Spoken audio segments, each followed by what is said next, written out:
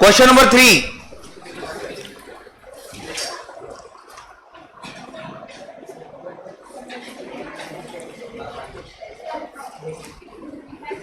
चलिए प्लीज।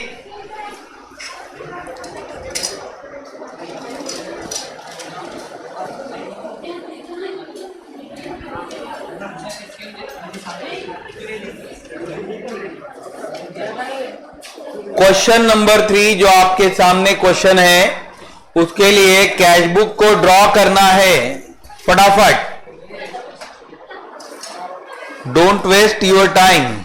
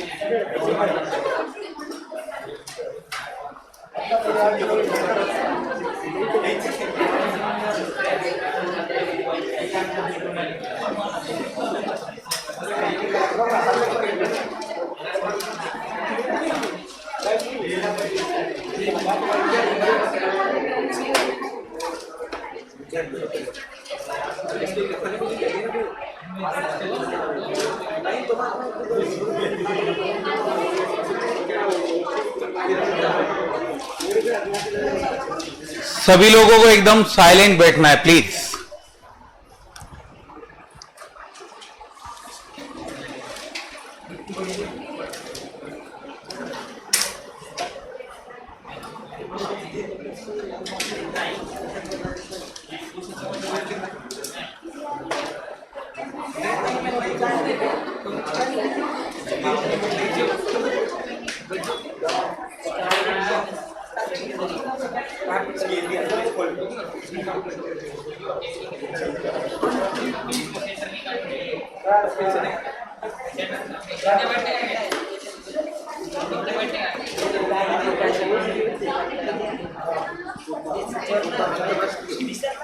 आपने cash book को ड्रॉ कर लिया है, ध्यान दीजिए।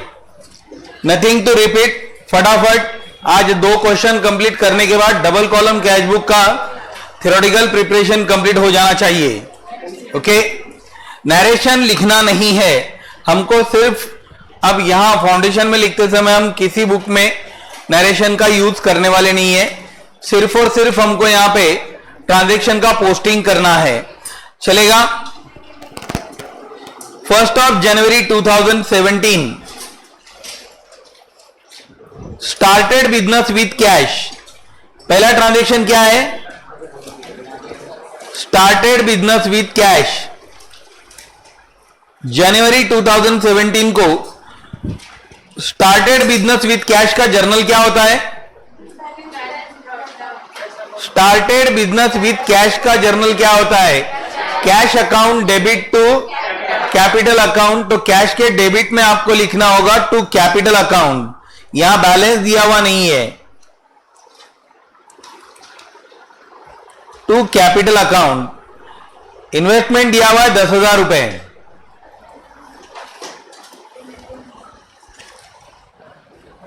अगेन ऑन द 3rd जनवरी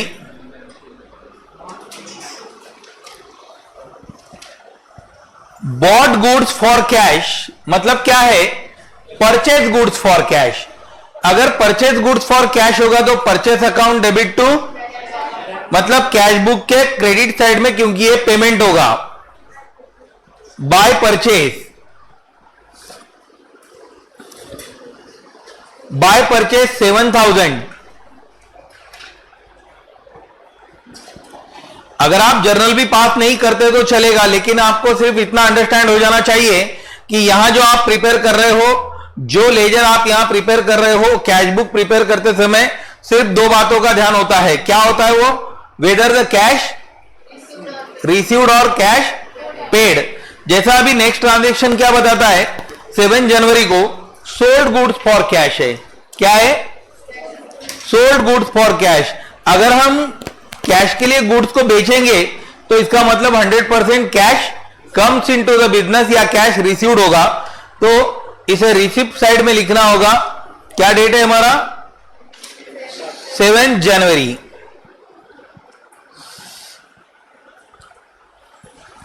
क्या लिखना है? To sales account. कितना अमाउंट? 4000 रुपीज। देखिए 10 तारीख को क्या दिया हुआ है? 10 तारीख को पेड फॉर ट्रेड एक्सपेंसेस, हमने ट्रेड एक्सपेंसेस के लिए पेमेंट किया है और ट्रेड एक्सपेंसेस के लिए जो पेमेंट किया है वो हमारे पेमेंट साइड में होगा, मतलब कैश बुक के क्रेडिट साइड में रिकॉर्ड करना है। By trade expenses. फिर से एक बार 11 तारीख को क्या दिया हुआ है? Sold goods for, again cash account debit to sales account. क्या है? Cash account debit to sales account. हमें रिसिप्ट साइड में क्या लिखना होगा? To sales account. अमाउंट कितना है? 1600।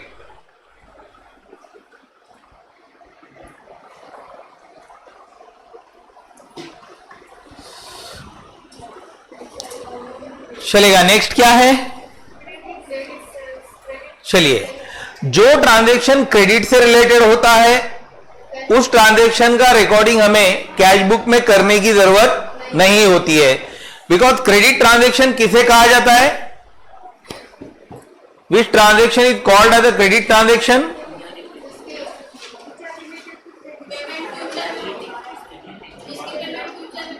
जिसकी पेमेंट फ्यूचर में की जाएगी, या क्या होता है? In which transaction on the time of transaction no immediate transfer of cash. जहां इमीडिएट ट्रांसफर ऑफ कैश नहीं होगा वो ट्रांजैक्शन क्या होगा? क्रेडिट ट्रांजैक्शन होगा। ठीक है। 13 तारीख क्या है? Received commission. रिसीव्ड हो रहा है मतलब पैसे, cash comes into the business, और कितना है वैल्यू? 300 रुपए। डेट क्या है?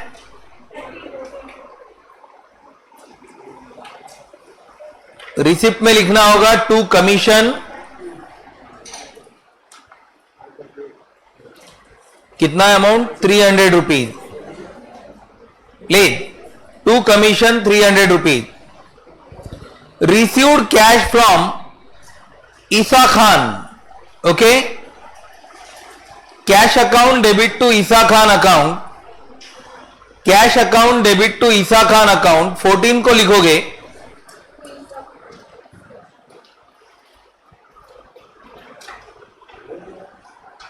ईसा खान अकाउंट कितना कैश मिल रहा है?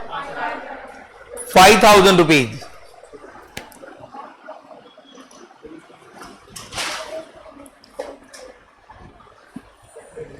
पंद्रह तारीख को cash paid to Arif Khan by Arif Khan. कितना पेमेंट कर रहे हो आप? हाँ प्लीज।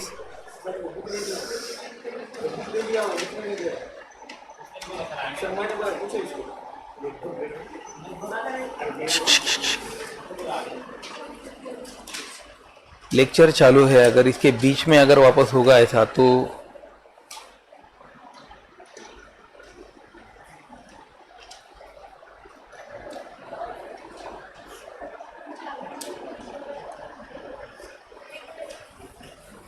पंद्रह तारीख को बाय आरिफ खान पेमेंट कितना किया है आपने? 700 रुपीज। 16 तारीख को क्या दिया हुआ है? Expenses incurred but not paid. ठीक है, आपने एक्सपेंसेस इनकर्ड किए मतलब खर्चा तो हुआ है लेकिन हमने उसका पेमेंट नहीं किया है। ओके, पेमेंट नहीं किया है, पैसे दिए हुए नहीं है। अगर पेमेंट नहीं हुआ है तो cash not goes out from the business, और अगर कैश नहीं जाती है तो उसे रिकॉर्ड करने की जरूरत नहीं होती है। Withdraw cash for personal use, 18 तारीख को क्या है, withdraw cash for personal use. अगर कैश को विड्रॉ किया गया है तो ड्रॉविंग्स होगा, क्या होगा, एंट्री क्या होगा फिर, drawings account debit to cash account. मतलब आपको पेमेंट साइड में क्या लिखना है, बाय ड्रॉइंग्स लिखना है। कितना है ड्रॉइंग्स, 3000 रुपए। 18 तारीख को लिखोगे बाय ड्रॉइंग्स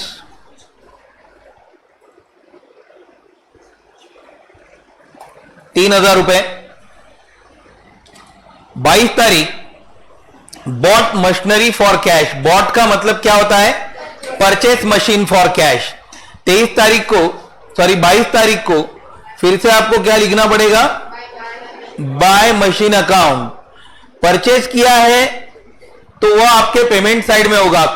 कितने का मशीन परचेस किया है आपने, 2000 रुपीज, 2000 रुपए।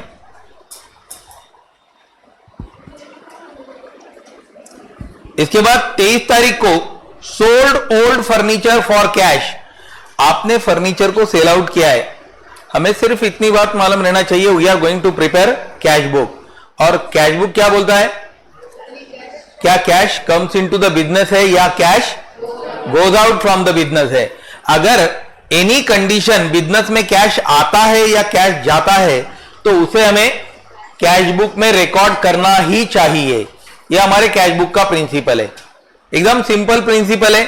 यही बताया जाएगा कि आपको कैश लिखना चाहिए या नहीं लिखना चाहिए।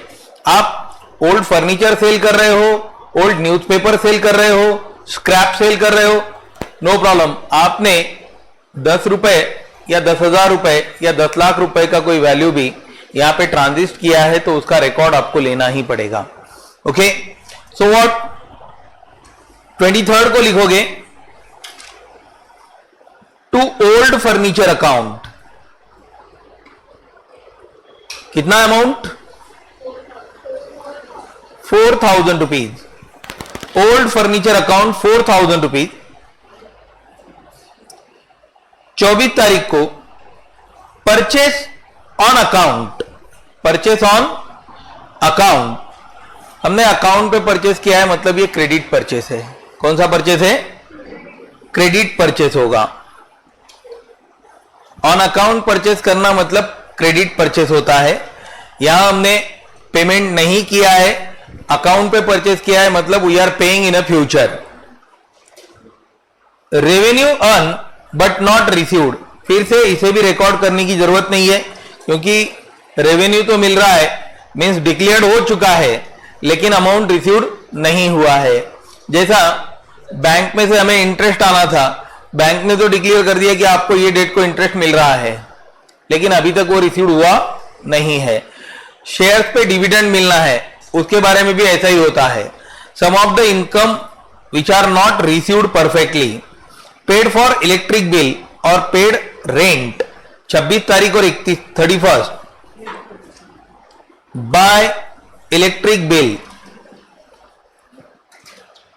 कितना पेमेंट किया इलेक्ट्रिक बिल का आपने, 900 रुपीज। एंड लास्टली 31 जनवरी को आप क्या पेड कर रहे हो, बाय रेंट 1500 रुपीज। 1500 है ना, चलेगा। अभी आपको यहां इस रिकॉर्ड को कंप्लीट करना है और इसका कास्टिंग करके इसका बैलेंसिंग करना है।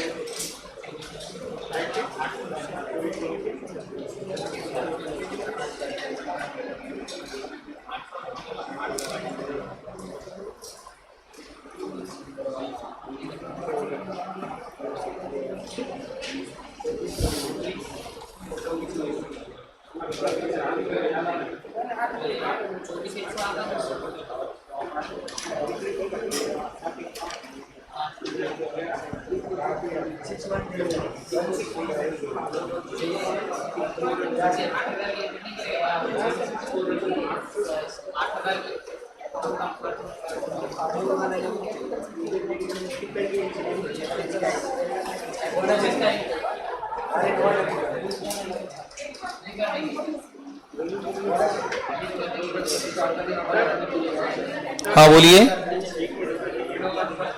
बोलिए ना।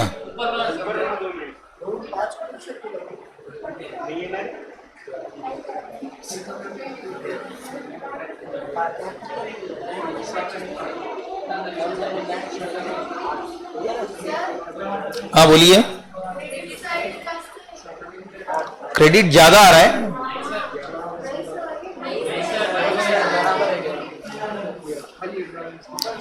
14, 15, 5, 20, 4, 24, 24,900 रुपए। 7, 8 और 5, 13, 14,000, 16,100 रुपए आ रहा है क्रेडिट में। डेबिट ग्रेडर है।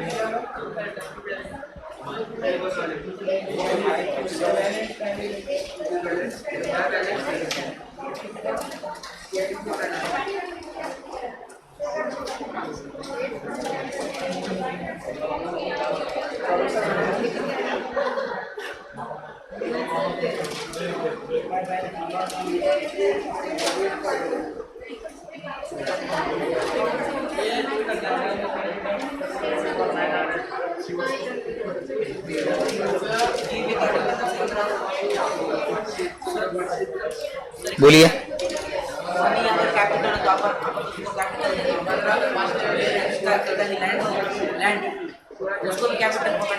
जब आप इंट्रोडक्शन करते समय, मतलब इंट्रोड्यूस करते समय, अगर लैंड आप बिजनेस स्टार्ट करने के बाद परचेस नहीं करते हो, लेकिन इनिशिएट पीरियड में अगर आप ये सभी चीजें एक साथ ऑर्गेनाइज करके लाते हो और बिजनेस को स्टार्ट करते हो तो पार्ट ऑफ कैपिटल होता है। जैसे अभी थोड़ी देर के लिए क्या बताया गया, सपोज मैं जॉब वर्क का काम करता हूं कंप्यूटर के, मैंने कंप्यूटर लाया, कंप्यूटर खरीद के लाया, साथ में मुझे मालूम था मुझे 5,000 रुपए कैश लगने वाली है, तो मैंने कैश कैपिटल 5,000 रुपए लाया, 25,000 का कंप्यूटर लेके आया और उसके बाद कुछ जेरॉक्स पेपर्स लेके आया, मतलब स्टेशनरी इंट्रोड्यूस कर रहा हूं। अगर ये मेरा बिजनेस स्टार्ट करते समय इंट्रोडक्शन है तो उसे कैपिटल कहना पड़ेगा। और आफ्टर बिजनेस मतलब बिजनेस शुरू होने के बाद अगर मैं इनिशियल कैपिटल लाने के बाद उसे एक्सपेंड करता हूं तो मेरा पार्ट ऑफ कैपिटल उस समय तक नहीं होता है। मतलब मैंने किसी एसेट का इंट्रोडक्शन अगर पर्पस बिजनेस है, बिजनेस पर्पस की वजह से उसे एक साथ ऑर्गेनाइज किया है और इंट्रोड्यूस अगर किया है तभी उसे यहां पे सोचा जाएगा। चलिए प्लीज। हाँ बोलो। बोलता हूं सभी चीजें एक शॉर्ट मध्ये लिहूनच घ्यायचे, मी सांगतोय। चलिए ध्यान दीजिए। ऐसे तो ये सभी चीजें आप लोगों को आती है, लेकिन फिर भी मुझे ऐसा लगता है कि कहीं ये भूल ना जाओ, इसलिए आपके पास ये रहना चाहिए। जब आप अकाउंट पूरा पढ़ोगे तब उस समय आपको ये ध्यान में रहेगा कि अकाउंट जब पढ़ना है वो अकाउंट पढ़ते समय कम से कम 15 से 20 टॉपिक आपको एक साथ पूरे करके फाउंडेशन को पूरा करना है। मींस फाउंडेशन कंप्लीट करते समय किसी एक कंसेप्ट के साथ आप जा नहीं सकते। तो इसी रीजन से क्या है, जो सिंपल कंसेप्ट है उन सिंपल कंसेप्ट में आपका परफेक्शन बहुत जरूरी होता है।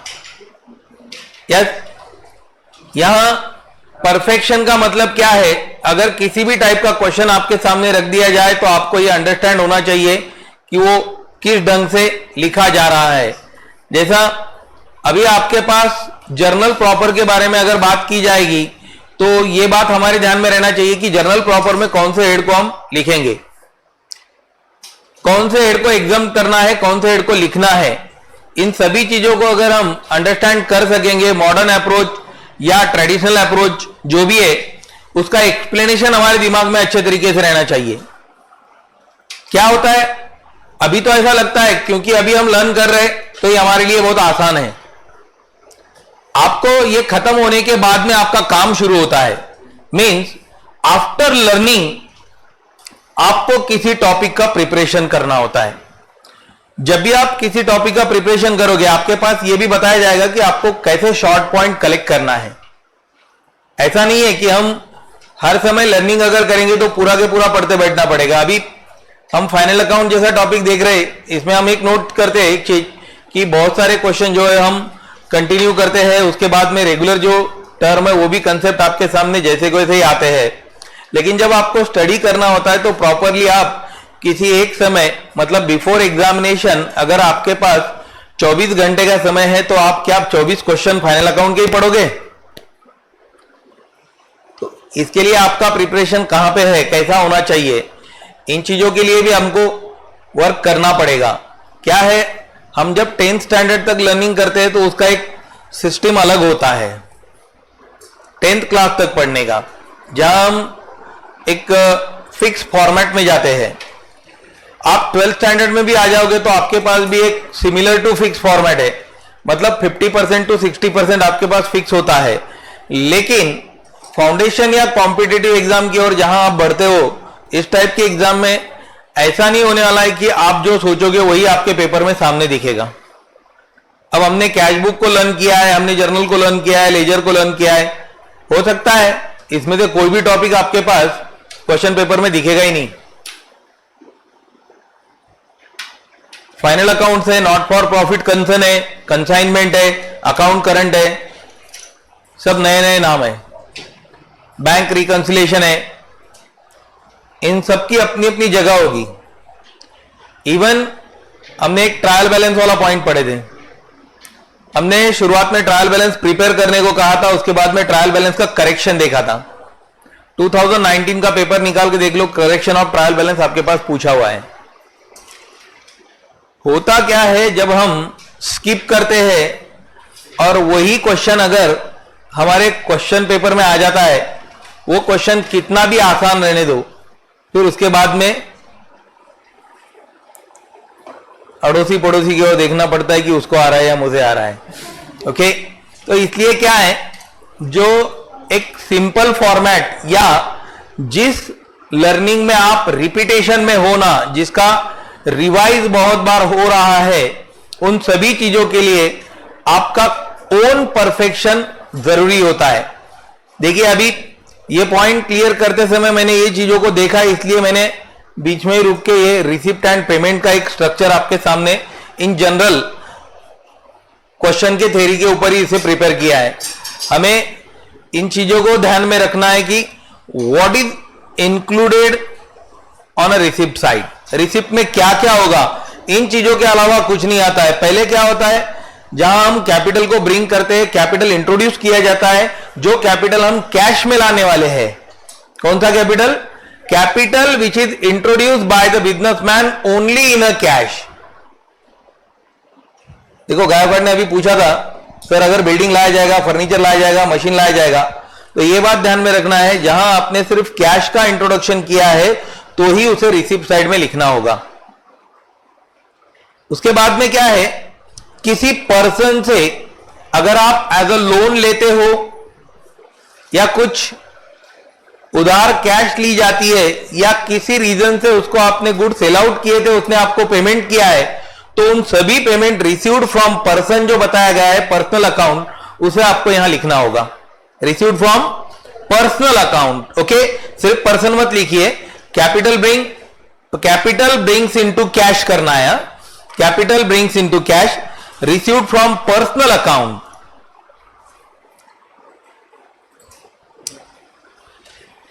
चलिए, थर्ड पॉइंट क्या है, any interest, commission, dividend received. Any interest, commission, dividend received, ये अगर मिलता है तो इसे रिसिप्ट में लिखना पड़ेगा। देखो आज बहुत आसान लगता है कि नहीं ये तो चीजें हमें आती है, हम क्यों लिख के ले, बट क्या होता है जब आपको फाइनल रिवाइज करना होता है। अभी तो फिलहाल इसमें हमने शुरुआत का फर्स्ट टॉपिक स्किप किया है जो पूरा थ्योरी बेस है। वो थ्योरी बेस ऐसा है जो 11th स्टैंडर्ड से हम पढ़ते आ रहे, फिर से उसका ही रिवाइज है। ऐसे तो अभी तक जितना भी रिवीजन हुआ है तो उसका बेस भी पूरा 11th स्टैंडर्ड का है, लेकिन आप यहां देख सकते हो किसी एक टॉपिक में आपके 11th स्टैंडर्ड के 4 से 5 टॉपिक इंक्लूडेड है। Journal, ledger, trial balance, cash book मतलब सब्सिडरी बुक्स, ये हमारे सेकंड नंबर के टॉपिक में इंक्लूडेड है। इवन हमारा एक और टॉपिक जो है रेक्टिफिकेशन ऑफ एरर, वो भी इन्हीं का साथी है। सोच लो जहां 5 से 6 टॉपिक हमारे एक चैप्टर में आ जाते हैं, तो उस चैप्टर का प्रिपरेशन करते समय कितना स्कोप है, मतलब यूनिट नंबर 2 में से क्या पूछा जा सकता है, तो इनमें से कुछ भी एक पॉइंट, कोई भी एक पॉइंट, किसी भी एक पॉइंट के ऊपर आपके पास यहां कोई जैसे ट्रू और फॉल्स है या कोई शॉर्ट क्वेश्चंस है, वो इसमें से पूछे जा सकेंगे। मतलब स्टडी का स्कोप, और ये बात भी 100% आपके ध्यान में रहना चाहिए, accountancy is one of the paper जो आपके मार्क को बढ़ाएगा, ग्रो करेगा। जहां एग्रीगेशन में कहीं कम होता है तो उसको हेल्प करने वाला पेपर भी यही मिलेगा। थ्योरेटिकल पेपर का एक दिक्कत क्या होती है, थ्योरी पेपर में जब आप लिखते हो तो उसका परफेक्शन जो है हमारे पास उतना ज्यादा होना चाहिए और 100% मार्क्स आने वाले नहीं है। बट अगर कोई फाइनल अकाउंट का क्वेश्चन है, जैसा अब हमारा जो क्वेश्चन हो चुका है वो, या हमारा कैश बुक का क्वेश्चन है, अब जैसा ये क्वेश्चन अभी हमने कंप्लीट किया है, अगर आपका इतना क्वेश्चन कंप्लीट आता है, मेरे जैसी गंदी राइटिंग भी होगी तो आपको मार्क मिल जाएंगे। मतलब कहने का मतलब क्या है, या आपके सामने अगर सब करेक्ट लिखा हुआ है, गुड टाइप से है, सभी चीजें अगर जगह पे ट्रांजिस्ट है, तो इसके मार्क्स आपको पूरे आने वाले हैं। अकाउंटेंसी के बारे में आपको इसलिए थोड़ा सा प्रैक्टिस बढ़ाना पड़ता है, क्योंकि जितना ज्यादा जो स्कोरिंग कहा जाता है ना, अब बहुत सारी चीजें, पहली बात first step cross the border, border को क्रॉस करना है, मतलब क्या है 200 मार्क्स, ठीक है ना, 6 पेपर में से। लेकिन वो बॉर्डर क्रॉस करते समय जो है ये हेल्पफुल है, लेकिन जहां आपको टॉप क्लास में भी जाना है तो 100% आपके पास अकाउंट के मार्क्स पूरे अच्छे तरीके से आना चाहिए। अकाउंटेंसी के लिए एक है, अभी फिलहाल कम से कम आप class work is equal to homework, ये प्रिंसिपल पे तो भी वर्क कीजिए मिनिमम, तो आपके पास बहुत सारे कंसेप्ट क्लियर होने वाले हैं। अकाउंटेंसी ये आपका शॉर्ट जंगल नहीं है। आप अगर सोचोगे कि बहुत थोड़ा बहुत पढ़ने के बाद में अकाउंटेंसी का पूरा पोर्शन कंप्लीट हो जाएगा, अभी आपने जिन जिन टॉपिक्स को कंप्लीट किया है उन टॉपिक में आपके पास कुछ क्वेरीज रहना नहीं चाहिए। हमको इसे बार बार लर्न करना चाहिए। क्या है, ये सब में बड़ी कमी है, ये सब में बड़ी कमी है कि हम उसे रिपीट नहीं करते हैं। नहीं, इसलिए मैं अभी और थोड़ा सा अभी जो है एक आपको कुछ टर्म्स अगर फिक्स करके दिए जाएंगे तो आपको उसे फॉलो भी करना पड़ेगा। जैसे आपको अगर रिवीजन कहा गया है, मॉर्निंग में आज मैंने आपको 20 क्वेश्चन के लिए बताया, उस 20 क्वेश्चन में मैंने आपको दिया है कि फर्स्ट को आपके पास वो क्वेश्चन रेडी रहना चाहिए, ठीक है ना। मैंने डेली 2 क्वेश्चन के हिसाब से बताया। आज से काउंट करते हो तो 1 तारीख आने के लिए कितना समय देख लीजिए। हर दिन के हिसाब से 6 दिन है, 6 दिन के हिसाब से 12 क्वेश्चन आपके कंप्लीट होना चाहिए। मैंने आपको डेली 2 क्वेश्चन बताया, मैंने तो 50% क्वेश्चन मांगे। It is depend on you, if no excess work is with you, पूरे 20 क्वेश्चन कंप्लीट कीजिए। ऐसा जरूरी नहीं है कि सर ने 2 क्वेश्चन दिए। ये क्या होता है, स्टूडेंट की एक खासियत होती है, उसे अगर कुछ ऐसा कहा नहीं जाएगा ना तो उतना भी कुछ नहीं करेगा। और थोड़ा सा इस चीज से बाजू में हटिए। अभी आप किसी प्रोफेशनल स्टडीज की ओर बढ़ रहे हो तो आपका भी खुद का रिस्पॉन्सिबिलिटी 100% अगर हमारे रिस्पॉन्सिबिलिटी के साथ जुड़ेगा ना तो वो 200% दिखेगा। अदरवाइज वन साइड 100% चलेगा और अदर साइड कभी 20, कभी 30, कभी 50% तक जाएगा तो उसका रेशियो क्रॉस होने वाला नहीं है। मैं एक चीज को नोट कर रहा हूं, some of you are not still, आप उतना ज्यादा अच्छे ढंग से सोचते नहीं हो उसके लिए। ऐसा नहीं, आपको थोड़ा इनिशिएट करना चाहिए। ये बात नहीं है कि हम लोगों को आता नहीं है, लेकिन क्या है, हमको करना नहीं है, इसमें दिक्कत होती है। तो ठीक है, चलिए अभी मैं एक एक पॉइंट बता रहा हूं आपको, इस ढंग से कुछ पॉइंट्स क्लियर करना है और कुछ शॉर्ट नोट्स आप खुद प्रिपेयर करके रखिए। जैसा जो शॉर्ट पॉइंट्स है, जैसा जर्नल अगर प्रिपेयर करना है तो जर्नल के लिए क्या लर्न करना चाहिए, बार बार ये पूछने की जरूरत नहीं होना डिस्काउंट कैसा कंप्यूट किया जाता है। बार बार ये भी बात सामने नहीं आना चाहिए कि सर जीएसटी में कौन से टाइप्स होते हैं, इनपुट कहां लिखा जाता है, आउटपुट कहां लिखा जाता है, इनपुट कौन से टर्म से रिलेटेड होता है, परचेज बुक में क्या लिखना चाहिए, सेल्स बुक में क्या लिखना चाहिए। ये सब छोटी मोटी बातें जो है ना, ये हमारे पास में, मतलब अगर क्वेश्चन दिया जाएगा तो उसके साथ में उसका आंसर हमारे पास रहना चाहिए। हमारा क्या होता है, हम सेकंड टॉपिक में जाते हैं तो पहले टॉपिक को भूल जाते हैं। क्यों होता है, क्योंकि हम उस टॉपिक की ओर उस ढंग से जाते नहीं हैं। और जहां आप सीए की ओर बढ़ रहे हो ना, तो थोड़ा सा इंटर के बारे में भी देख लो एक बार। सर अभी तो हमारा फाउंडेशन बाकी है, इंटर क्या देखना है ना, इंटर में तो और भी अकाउंट है, फाइनल तक अकाउंट है।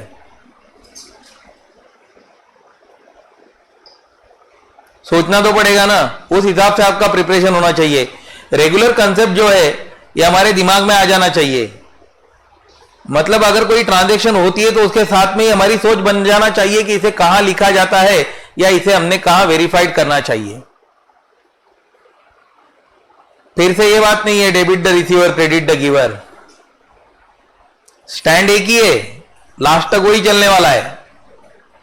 लेकिन हमारा प्रिपरेशन जो है, मराठीत म्हणतात ना, झोपेतून जरी उठवलं ना तर बिल्कुल विचारलं की खडकन सांगता आलं पाहिजे, बताने आना चाहिए नींद में से जागा होने के बाद में भी फटाफट कहां क्या लिखना है। तो ये प्लेस आपके इसलिए नहीं है क्योंकि ये पूरा डिपेंड करता है अकाउंटेंसी पे। बहुत सारी टर्म्स है जिसे आपको कंटिन्यू करना होगा। हमारा नेक्स्ट पोर्शन और जो लास्ट में मैंने लिखा है ये एक्चुअली हमारे पास बहुत इंपॉर्टेंट है। सेल, कौन सा सेल आएगा यहाँ पे, कैश सेल। लेकिन ये जो कैश सेल है ये कैश सेल ऑफ गुड्स और कैश सेल ऑफ असेट। यहां मतलब कैश बुक लिखते समय ऐसा कोई मेंशन नहीं है कि असेट का रिकॉर्डिंग यहां नहीं होने वाला है। कैश बुक एक ही चीज बताता है, वेदर कैश कम्स इन और कैश, मतलब अगर रिसिप्ट है तो कैश क्या होगा, कम्स इन होगा, और पेमेंट है तो कैश गोज आउट होगा, हम अगर पे कर रहे तो। अब इसमें देखिए मैंने जो सामने लिखा है कैपिटल को अपोजिट ड्राइंग्स लिखा है, क्योंकि क्या है ये कैपिटल का साथी है। Capital paid by proprietor, drawings withdrawn by proprietor, दोनों भी चीजें उससे रिलेटेड है। उसके बाद paid to the personal account, भाई जिससे कर्जा लेंगे उनका कर्जा भी तो वापस करना होगा। किसी से अगर क्रेडिट पे परचेस किया जाएगा तो उसको पेमेंट भी करना है। तो जो पेमेंट्स आप यहां करते हो उन पेमेंट को आपको यहां पर्सनल अकाउंट को जो पेड किया जा रहा है, paid to Anil, paid to Sunil, paid to Kapil, paid to XYZ limited, PQR limited, इन सभी चीजों को यहां रिकॉर्ड करना है। फिर इंटरेस्ट, एक्सपेंसेस, इन चीजों का जो पेमेंट किया जाएगा, जैसा इंटरेस्ट, एक्सपेंसेस, कमीशन, ये कोई भी चीज से रिलेटेड आता है। अब मैंने एक्सपेंसेस एक साथ इसलिए दिया है कि एक्सपेंसेस की लिस्ट बहुत बड़ी है। Rent paid, commission paid, telephone bill paid, wages paid, salary paid, ये पेड, वो paid. Okay, list of the heads are given. इसके बाद में लास्ट में लिखा हुआ है परचेस। ये भी हमारा कैश परचेस होगा, लेकिन इसमें भी इन्वॉल्व क्या होगा, असेट्स एंड गुड्स, दोनों इन्वॉल्व होंगे। अब आप सोचोगे सर आपने ये क्यों लिखा है, इसके पहले तो कभी बताया नहीं, जागा ही नहीं आपको। हाँ, ऐसी बात नहीं है। मैंने आपको शुरुआत में ही बताया कि जब आप कैश बुक पढ़ोगे तो आपका कैश बुक का प्रिपरेशन परफेक्ट होना चाहिए, क्योंकि इसके बाद एक टॉपिक हमको पढ़ना है बैंक रिकंसिलिएशन स्टेटमेंट। बीआरएस को जब पढ़ा जाएगा ना, तो ये बीआरएस को पढ़ते समय हमारे पास कैश बुक और बैंक कॉलम ये दोनों चीजें परफेक्ट होना चाहिए। क्या होता है, जब अब हम यहाँ पे इन सभी चीजों को लर्न करने वाले हैं, तो इसके साथ में आपके दिमाग में ये बात भी रहने दो कि अभी ये जो कैश बुक हम पढ़ रहे थे, ये कैश बुक कौन सा कैश बुक है? सिंपल कैश बुक है। सिंपल कैश बुक में हमारे पास में बहुत ज्यादा ऐसी कुछ चीजें नहीं होती है। ये सिंपल इसी वजह से है क्योंकि इसमें के सभी जो टर्म्स आपके पास दिए वाले हैं, ये पूरे 101% सिंपल टर्म्स है। इसमें कोई भी कंसेप्ट, कोई भी टर्म आपके पास चेंज होके आने वाला नहीं है। हमारा इसके बाद का जो पॉइंट है, अभी एक क्वेश्चन जो बचा हुआ है वो क्वेश्चन आप होमवर्क में कंप्लीट करोगे, लेकिन उसके पहले मैं एक पॉइंट को कंप्लीट करना चाहता हूं। और वो पॉइंट क्या है हमारा, तो यहां अगर हम देखेंगे तो हमारे पास सेकंड पॉइंट होता है डबल कॉलम कैश बुक। अब ये जो डबल कॉलम है ना, ये बहुत इंपॉर्टेंट क्यों है? नाम ही है डबल कॉलम कैश बुक। देखिए please, double column cash book है, इसमें एक कॉलम तो हमारा कैश का है ही, क्योंकि अगर कैश का कॉलम नहीं होगा तो वो कैश बुक ही नहीं होगा। सुनिए प्लीज, क्या है आप लोगों के जो कंफ्यूजन है वो इन्हीं चीजों में होते हैं और बार बार उसका रिपीटेशन तो नहीं हो सकता है। अब ये जो कैश है, इसको फिर से हमें दो साथी जोड़ना होंगे। एक होगा डिस्काउंट और दूसरा होगा बैंक।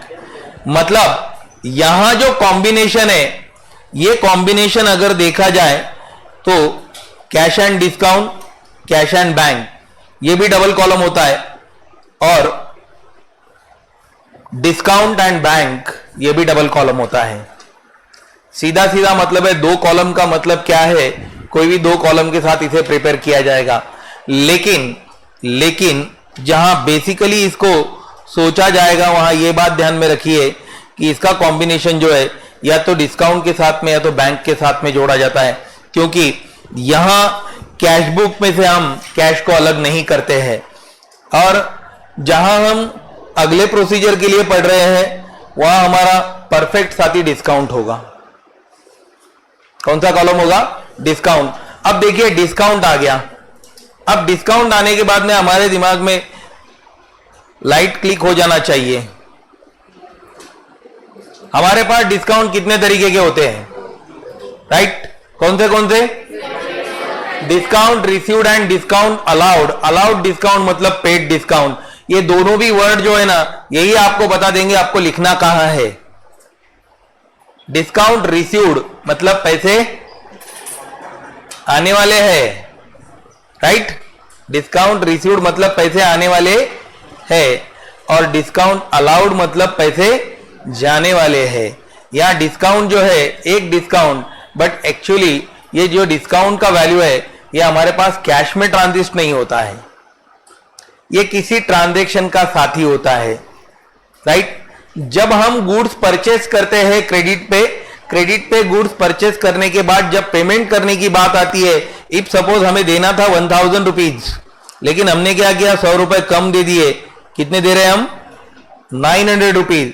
तो ये बात ध्यान में रखना है कि अब ये जो डिस्काउंट वाली बात आ गई है, तो रिसीव्ड डिस्काउंट ये हमारे पेमेंट के साथ होगा। इनकम है ना,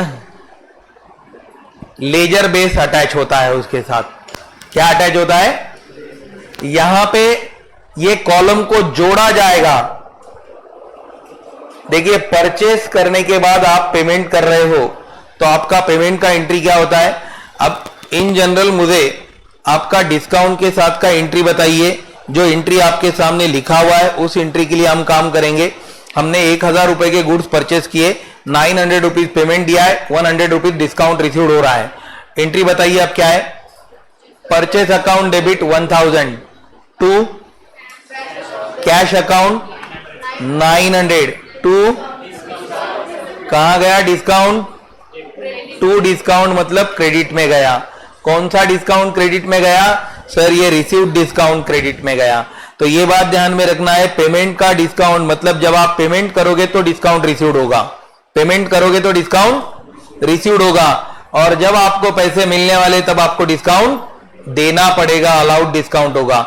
अब ये डिस्काउंट कॉलम के लिए, डिस्काउंट कॉलम के लिए आपको जो प्रिंसिपल यूज करना है वो आपका डेबिट और losses and expenses, nominal debit और नॉमिनल क्रेडिट किया जाएगा। तो ये बात ध्यान में रखो, कैश के लिए अलग चल रहा है, कैश के लिए रिसीव्ड एंड पेड चल रहा है, लेकिन इसके लिए जो है एक्सपेंसेस एंड इनकम। लेकिन अगर आप फिर से उसे लेजर टर्म में ले जाते हो तो जो रिसिप्ट साइड है, ये हमारा रिसिप्ट साइड जो होता है वो रिसिप्ट के साथ में हमारा पेड डिस्काउंट मतलब एक्सपेंसेस का डिस्काउंट है, करेक्ट है? क्योंकि एक्सपेंसेस का डेबिट रूल, डेबिट और लॉसेस एंड एक्सपेंसेस, नॉमिनल का डेबिट रूल हमारा, तो ये डेबिट साइड में लिखा जाता है, और हमारा रियल का debit rule what comes in है। क्या है? What comes in. तो रिसिप्ट होता है व्हाट कम्स इन और एक्सपेंसेस होता है डेबिट। तो इसीलिए क्या है, जब हम ये लिखेंगे तो हमारे ध्यान में ये रहना चाहिए कि पेमेंट करते समय डिस्काउंट रिसीव्ड होगा, और पेमेंट जब रिसीव्ड होगा तो डिस्काउंट अलाउड करना होगा। मतलब डिस्काउंट रिसीव्ड क्रेडिट होता है और डिस्काउंट अलाउड डेबिट होता है। अब ये डिस्काउंट कॉलम के साथ हमें कुछ क्वेश्चंस लर्न करना है, और जो भी क्वेश्चंस हमको लर्न करना है ये हमारे ट्रांजैक्शन का एक साथ हिस्सा होगा, जहां हम पूरी ट्रांजैक्शन को एक साथ लर्न करेंगे, जिसमें कॉलम ऑफ डिस्काउंट भी प्रिपेयर होगा, और जब कॉलम ऑफ डिस्काउंट दिया जाएगा तो ट्रांजैक्शन पूरा आ सकता है। Goods sold to Akash ₹10,000 at 5% trade discount and 2% cash discount, and cash received after 2% cash discount. तो ये बात जो है आपको यहां कैलकुलेशन करते समय इन चीजों को लिखना पड़ेगा। तो ये आपका डिस्काउंट का टर्म है जिसे हमें कल कंप्लीट करना है। हम डिस्काउंट के साथ में कैश बुक को प्रिपेयर करेंगे, और डिस्काउंट के साथ कैश बुक प्रिपेयर करने के बाद हम सीधे फिर 3 कॉलम कैश बुक की ओर बढ़ने वाले हैं। ओके, अभी हमको बैंक के साथ इस कॉलम को देखने की जरूरत नहीं है। यस, बैंक के साथ में इस ट्रांजैक्शन को कंप्लीट करना नहीं होगा। आपका कल के लिए होमवर्क क्या है? क्वेश्चन नंबर 2 जो हमारे पास कंप्लीट करने का रह गया है वो। Okay, right, thank you.